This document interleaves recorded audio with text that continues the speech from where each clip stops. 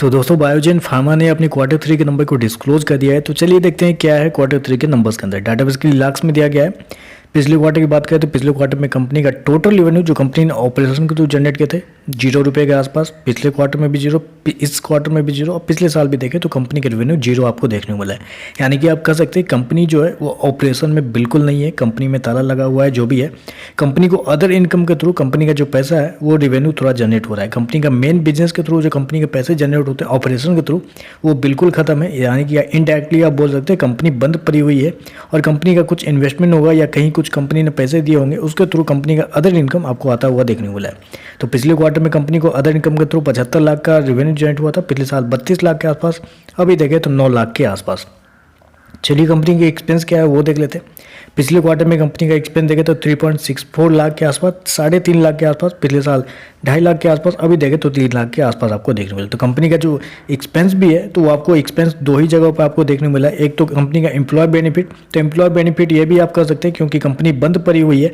तो बंद पड़ी हुई है तो ताला तो लगा हुआ, ताला लगा हुआ तो एक दो गार्ड तो होंगे ही ना, ऑब्वियस है कि एक दो चौकीदार तो होता है, कंपनी अपने गार्ड में रखती है कि कोई चोरी करके कुछ नहीं ले जाए।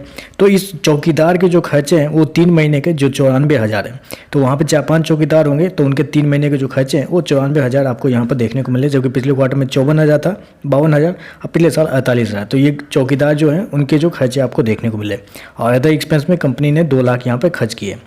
चलिए कंपनी का नेट प्रॉफिट क्या निकलता है वो देख लेते हैं।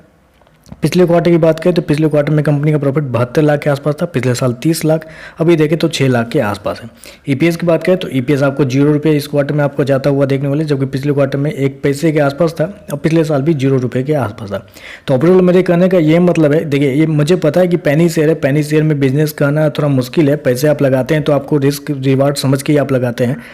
तो यहाँ पे ये कहना थोड़ा गलत होगा कि कंपनी जब रेवेन्यू ही जीरो कर रही है तो ऐसे पेनी शेयर में क्यों इन्वेस्ट करना है। बहुत सारे ऐसी कंपनी है जो ₹1-2 पे ट्रेड कर रही है लेकिन उनके बिजनेस जो है वो एटलीस्ट 100 करोड़ या 50 करोड़ के आसपास आपको जाता हुआ देखने को मिला। तो उन सारी कंपनी में पैसे लगाए वो ज़्यादा बेहतर है, क्योंकि जहाँ कम से कम कंपनी काम तो कर रही है, यहाँ कंपनी काम ही नहीं कर रही है। इसके ऊपर अगर आप पैसे लगाते हैं तो आप भगवान भरोसे बैठे हुए हैं कि ऑपरेटर आएगा तो शेयर को ऊपर ले जाएगा तो हम कमाएंगे, ऑपरेटर गिरा देगा तो हम बर्बाद हो जाएंगे। तो ऐसे शेयरों से भगवान भरोसे बैठने से अच्छा है निकल के किसी और शेयरों में जाके वहाँ लगाए पैसा, वो ज़्यादा बेहतर है, क्योंकि यहाँ कुछ पोटेंशियल है ही नहीं। जब कंपनी बंद है तो वहाँ पे पैसे लगाने से कोई फायदा ही नहीं। बाकी आपका पैसा है, आपको अच्छे से पता है कि आपको कहाँ इन्वेस्ट करना है कहाँ नहीं करना है।